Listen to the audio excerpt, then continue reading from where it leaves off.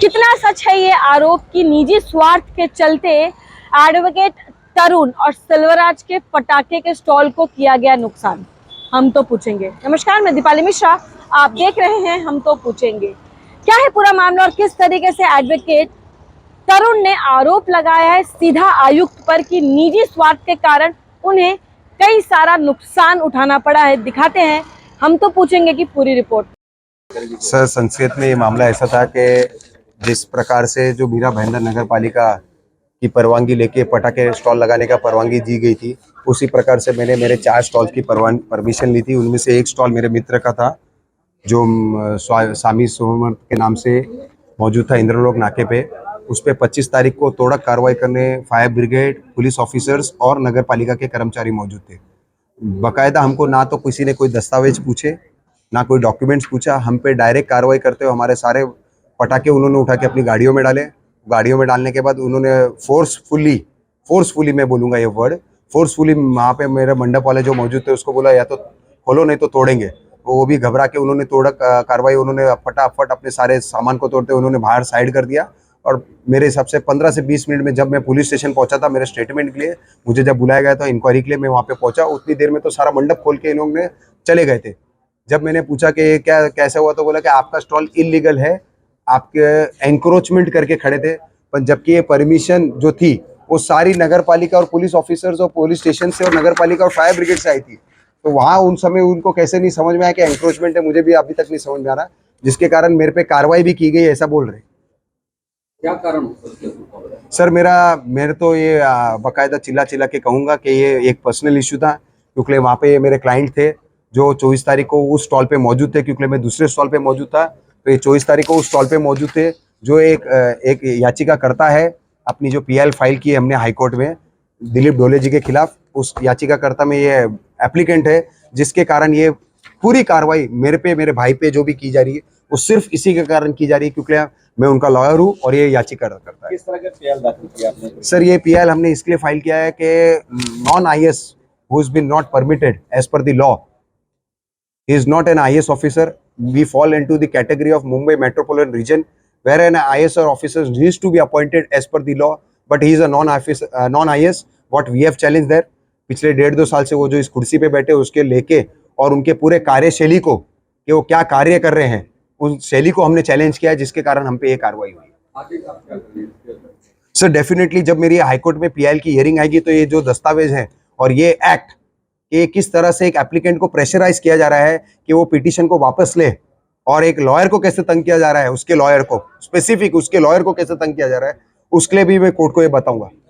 आपको किसी ने पैसे सुने में कि वहाँ पे बोला है कि PIL को वापस लीजिए, उसके बाद पर्सनल इशू? सर, मेरे पास कॉल रिकॉर्डिंग है बाकायदा। ऑफिसर मिस्टर दिलीप रंगवे मुझे फोन पे कह रहे हैं, मेरे से जब बात कर रहे हैं कि आप अपना पर्सनल इशू सॉल्व कीजिए तो ये आपका स्टॉल बचेगा। ये तो थ्रेट हुआ ना आपके खिलाफ?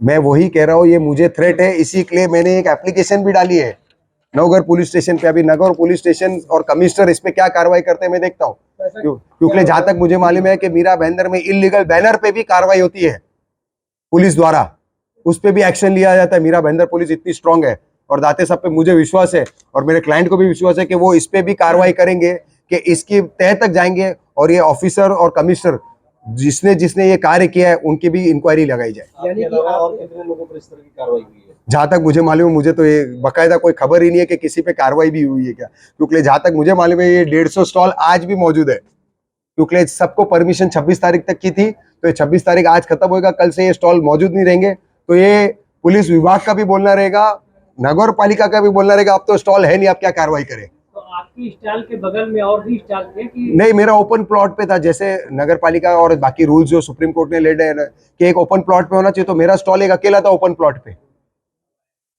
शर्मा जी, अभी आपने जानकारी दी कि इसके पहले भी 4 PIL फाइल हुई थी, लेकिन उन्होंने PIL वापस ली, आपकी है।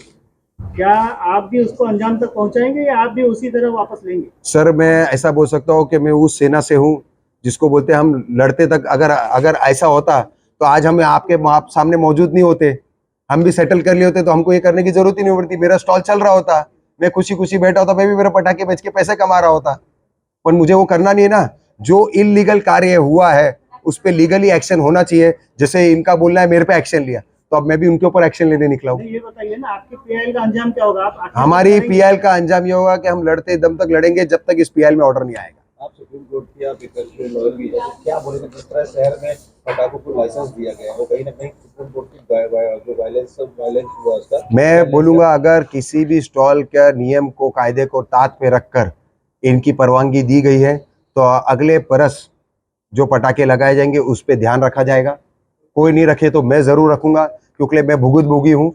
मेरे साथ आज ये हुआ है कि मेरी परमिशन होने के बाद भी तोड़ा गया है, तो मैं भी ये देखूंगा कि अगले साल कोई भी इनलीगल स्टॉल, चाहे रोड हो चाहे फुटपाथ हो, उस पर ना लगे और सारे नियम कायदे जो सुप्रीम कोर्ट और हाई कोर्ट के उसका पालन किया जाए। बीएमसी किस तरह से परमिशन देती है पटाखों की दुकानों, क्या उनके नॉर्म्स है? सर बीएमसी पहले तो जैसे अगर आपका ओपन प्लॉट है तो उसकी एनओसी लगती है हमको, एनओसी लगने के बाद उसका 7/12 लगता है, 7/12 लगने के बाद उसके बाद हमको एप्लीकेशन करनी पड़ती है नगर पालिका की एप्लीकेशन के बाद आपको मंडप की परमिशन लेनी पड़ती है, आरटीओ की परमिशन लेनी पड़ती है, फायर ब्रिगेड की परमिशन लेनी पड़ती है कि वहां पे आजू बाजू कोई फायर लगने की संभावना है कि नहीं।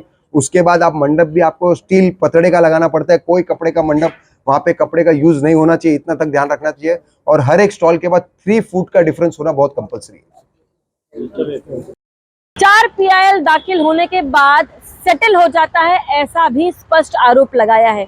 ये इनका 5वां पीआईएल उन्होंने दाखिल करवाया है। अब तो ये आने वाला वक्त ही बताएगा कि ये पीआईएल कुछ काम करेगा या ये भी उन चारों की तरह खारिज हो जाएगा।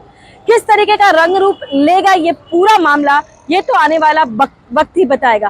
तब तक के लिए जनता के सवालों के साथ हम तो पूछेंगे वीडियो जर्नलिस्ट प्रसाद के साथ।